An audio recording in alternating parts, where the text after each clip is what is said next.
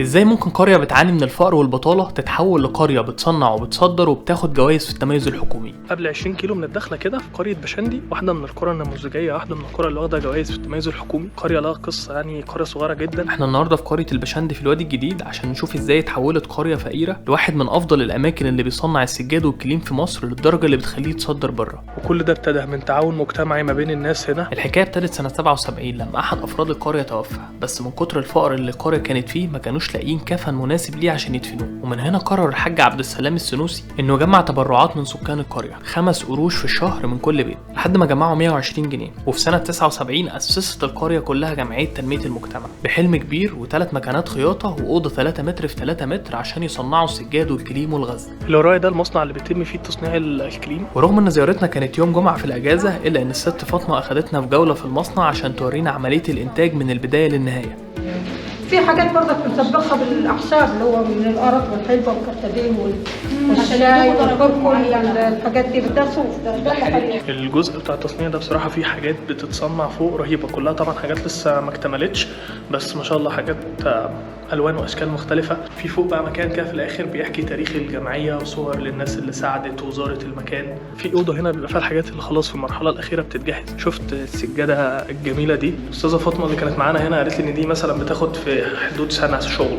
بصراحه دقيقه جدا، والرسومات اللي فيها دقيقة وممتازة بشكل مبهر، يعني حقيقي مبهر كون ان مشروع بهذه الضخامة وبهذه الجودة، شغل بتصدر وشغل نظيف كله، او الفكرة الاساسية اتكونت منه بجهود ذاتية. العوائد بتاعته بتروح لناس حقيقي محتاجين، معظمهم سيدات ما عندهمش مصادر دخل ثابتة، فده شيء عظيم ونموذج ممتاز للتعاون المجتمعي. كمان في وسط الجمعية في فرع من شجرة السواك، واللي بيتقال انها مش موجودة في مصر غير في قرية البشندي بس.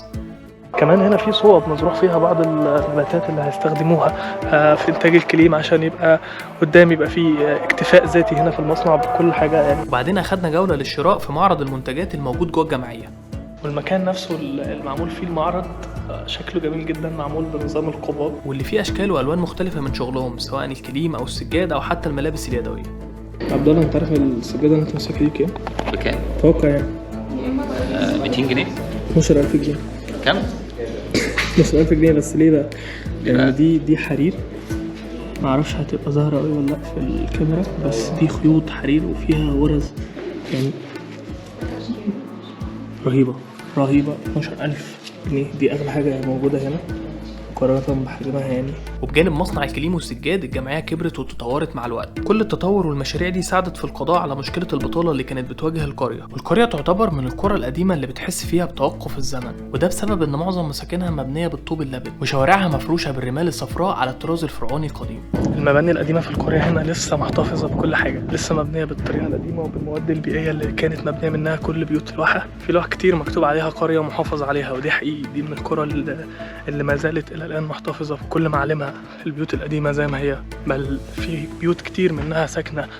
طبعا في بيوت مبنيه بالبيوت الحديثه بالطوب وكده، بس الغالبيه لسه بيوت محافظ عليها زي ما هي. والبشندي اتسمت بالاسم ده نسبه الى والي هندي زار القريه وحبها وعاش فيها، وبعدين اعتنق الاسلام وبنى فيها جامع وسمى نفسه محمد باشا الهندي، ولما مات اتبنى له المقام ده، وبعد كده اتغير اسم القريه لقريه البشندي. اللي ورانا ده مقام سيدي البشندي اللي القريه هنا مسماه على اسمه. ولما مات الاهالي هنا بنوا من المعبد الروماني اللي جنب المقام، حطوا اسسوا بالاحجار بتاعه المعبد المقام بتاعه. نص المقام كله مبني من الاحجار اللي من المعبد الروماني، والباقي كله متكمل بالمواد البيئيه اللي من هنا. جنب المقام على طول دي المقبره بتاعه الحاكم الروماني اللي كان بيحكم القريه هنا، اسمه كيتونوس. وده المعبد والمقبره اللي الاهالي عشان يكملوا مقام سيدي البشندي خدوا منه احجار عشان يبنوا المقام اللي احنا شفناه بره. فجنب بعض على طول عندنا مقبره رومانيه لحاكم البشندي القديم كيتونوس، وجنبها على طول لازقه فيها بل مبنيه بالاحجار بتاعتها مقام سيدي البشندي. واحنا ماشيين الناس دول شافونا فدعونا بقى الجوله ان احنا نخش نشوف البيوت القديمه عندهم. بيت قديم بس يعني رهيب، كله ممرات.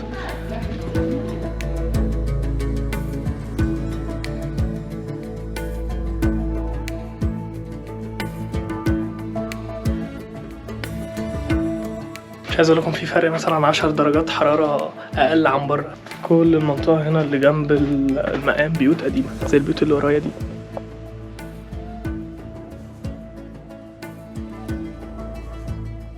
معظم الناس اللي راحوا الحج هنا لازم يعملوا علامة ان هو سافر الحج، بيكتب دايما ان هو حج او ذهب الى بيت الله الحرام موجوده كتير هنا. في الفيديو الجاي هنستكشف مع بعض واحة الدخلة ونشوف طبيعتها الجبارة ونستكشف ونزور قرية القصر الإسلامية. ادعمنا بلايك وسبسكرايب. سلام.